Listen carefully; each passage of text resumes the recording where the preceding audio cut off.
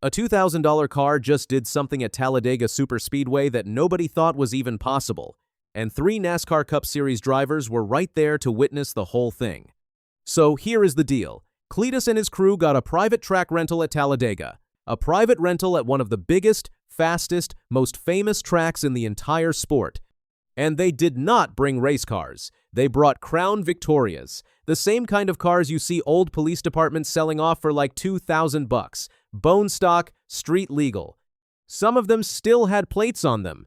Now, this was not the first time Cleetus brought Crown Vics to a superspeedway. Earlier this year, he took them to Daytona. A single Crown Vic by itself topped out at about 127 miles per hour. But when they got into a draft pack and started pushing each other, they hit 148 miles per hour. That is seriously fast for a car that was basically designed to be a taxi. So the big question coming into Talladega was simple. Could they go even faster? Cleetus thought so. Talladega is about 1/10 of a mile longer than Daytona. It is wider, it is smoother. And the plan was to crest 150 miles per hour in a Crown Vic draft pack. Plus, this time they made some changes. They put shorter tires on the cars. See, at Daytona, the engines were kind of bogging down in the RPMs.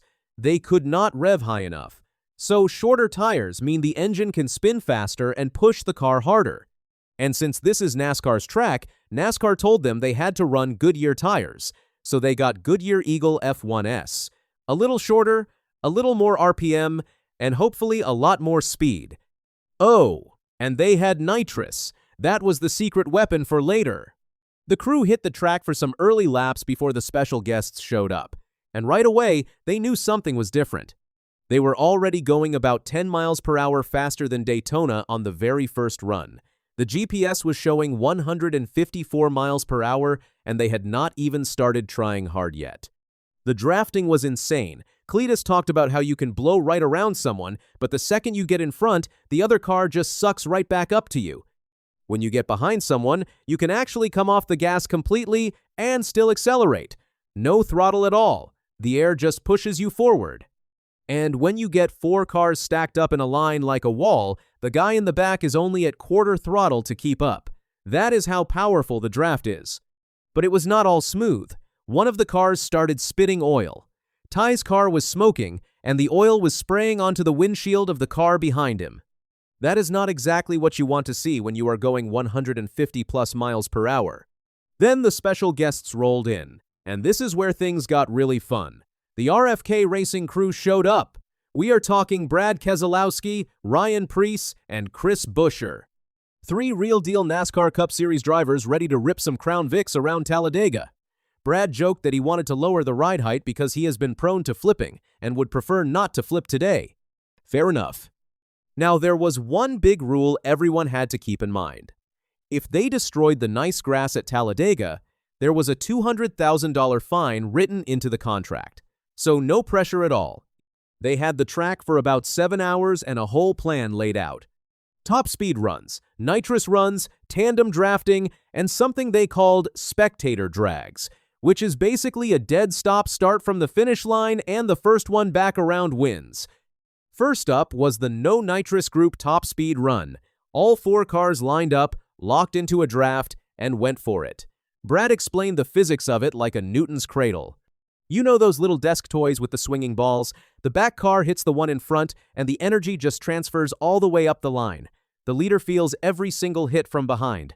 That first group run hit 148 miles per hour without nitrous. They were already matching their Daytona top speed, and they had not even sprayed yet. Brad said drafting in a Crown Vic reminded him of driving a cup car from the 1980s because the back end just slides around. Then came the pit stop races, and this is where the chaos really started. The rules were simple. Everyone races, everyone has to pit once. Full stop in your assigned box, first one back to the finish line wins. The wager was 3, you big daddies. Basically, the losers had to call the winner Big Daddy 3 times on demand. But here is where it got controversial. Brad and Ryan started the race from pit road.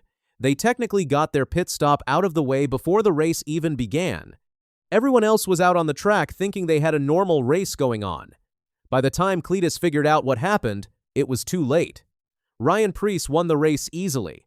Cleetus came in sliding sideways into pit road at 130 miles per hour, his car drifting around the corner like a lumberjack rolling a log.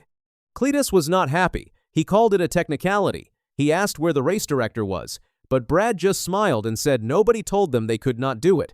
And honestly, he was right. It was technically legal. Very gray area, but legal. They ran it back with a new rule. This time, everyone had to pit on the first lap. Same lap, no tricks. And this time, it was way better. Everyone nailed their pit stops. The tandem racing was incredible. Cars paired up and pushed each other just like the old tandem days in NASCAR. Chris Buescher ended up winning the second race by about 6 inches. It was that close. Then came the moment everyone was waiting for. The big Nitrous top speed run. Cleetus believed his car was the fastest, so he took the lead. Brad went second because his car had the most push. The other two lined up behind. The plan was simple. Get locked in a draft, hit the nitrous, and see what happens. They went for it. All 4 cars spraying nitrous at the same time, locked bumper to bumper down the backstretch of Talladega Superspeedway. The result? 159 miles per hour on the GPS. So close to 160, it hurt. Cleetus was holding the nitrous button with one hand, watching the mirror with his eyes, and staring at the speed readout all at the same time. They drove into turn 3, still wide open. Every gauge was in the red. The engines were screaming.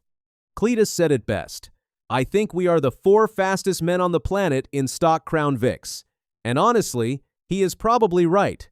There is no way anyone has ever gone 160 inches of bone stock Crown Victoria before.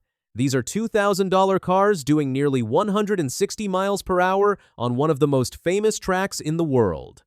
Brad Keselowski had an amazing take on the whole experience. He said it felt exactly like the tandem racing days in NASCAR. He actually won the first ever tandem race at Talladega. The story goes back to 2008, when he watched a driver push Jeff Gordon to a win. Brad came back the next race and said he was going to use that same move to win. And he did. So when he was pushing Cleetus to 159 miles per hour in a Crown Vic, he said it felt exactly the same. Every gauge was red, the engine was about to blow, and you just hold the wheels straight and hope for the best. The whole crew was blown away by how tough the Crown Vics were. Brad and the RFK guys, all Ford guys, could not believe it. Cleetus asked what other $2,000 car could have done this. The answer from everyone was the same. Nothing. Not even close. Cleetus even asked Brad to put in a good word with Ford about bringing the Crown Vic back. Brad laughed and said he would see what he could do. By the end of the day, they were out of nitrous. They had been holding the button down for 30 seconds straight on those runs. The cars smelled hot, but they survived, every single one of them.